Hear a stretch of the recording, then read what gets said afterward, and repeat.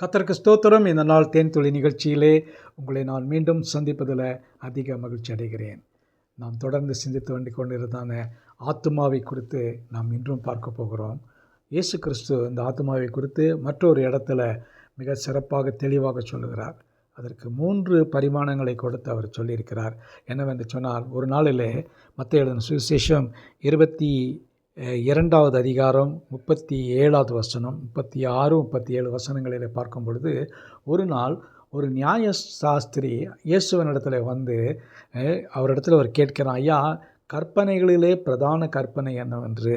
அந்த இடத்துல இயேசு சொல்லுகிறார், அந்த கற்பனையிலே பிரதான கற்பனை என்னவென்று சொன்னால், இயேசு அவனை நோக்கி, உன் தேவனாகிய கர்த்தரிடத்தில் உன் முழு இருதயத்தோடும் உன் முழு ஆத்துமாவோடும் முழு மனதோடும் அன்பு கூறுவாயாக.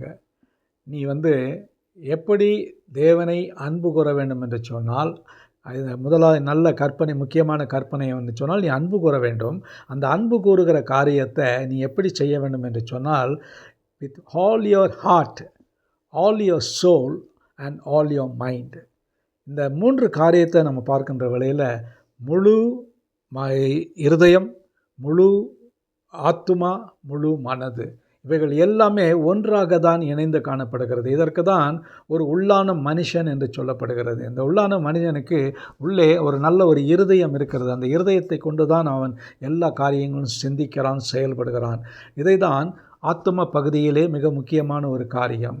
இந்த ஆத்துமாவில் தான் என்ன காரியம்னாக்கா, இன்டலெக்சுவல், எமோஷன், வில் என்று சொல்வார்கள். இந்த 3 காரியங்களும் இந்த ஆத்தும பகுதியில் அடங்கி இருக்கிறது.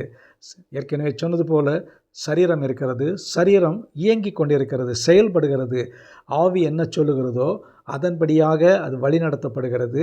அதோடு கூட ஆவியும் சரீரமும் இணைந்து செயல்படக்கூடியது தான் இந்த ஆத்துமா. இந்த ஆத்துமாவை பார்க்கும் பொழுது தேவன் என்ன சொல்லுகிறார், நீ என்ன செய்ய வேண்டும்? எதுதான் ஐயா முதலாவது கற்பனை என்று பார்த்தால், உன் தேவனாகிய கர்த்தரிடத்தில் நீ அன்பு கூற வேண்டும். எப்படி அன்பு கூற வேண்டும்? முழு மனதோடு, முழு இருதயத்தோடு, முழு ஆத்துமாவோடு நீ செய்யும் பொழுது அது கர்த்தருக்கு பிரீதியாயிருக்கும். அதுதான் முதலாவது கற்பனை என்று சொல்லுகிறார்.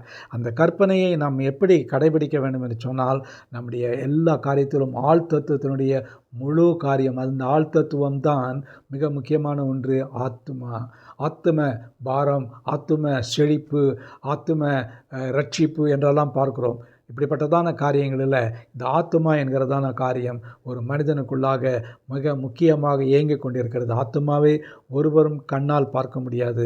ஆத்துமாவை, ஆவியையும் ஒருவரும் காண முடியாது. சரீரத்தை பார்க்க முடியும். இந்த சரீரத்தை ஆவியை கொண்டு இயக்குவது என்னவென்று சொன்னால் இந்த ஆத்துமா தான். ஆத்துமா எல்லாம் வழி நடத்துகிறது. எப்படி போக வேண்டும், எப்படி நடக்க வேண்டும், சரியான வழியில் நடக்கணுமா, தவறான வழியில் நடக்கணுமா என்பதை ஆத்துமா, அந்த ஆவி ஆத்துமாவை அது செயல்படுகிறது. இதை நாம் புரிந்து கொள்ள வேண்டும்.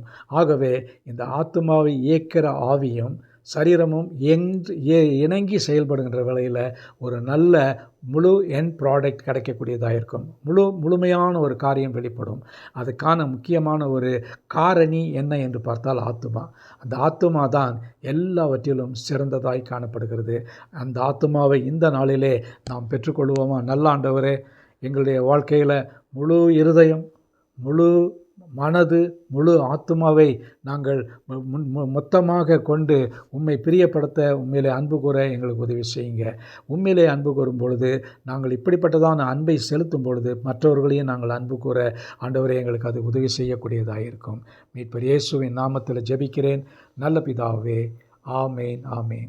கர்த்தர் உங்களை ஆசீர்வதிப்பாராக. இந்த நாள் உங்களுடைய ஆத்துமா நன்றாக செழித்து வாழட்டும்.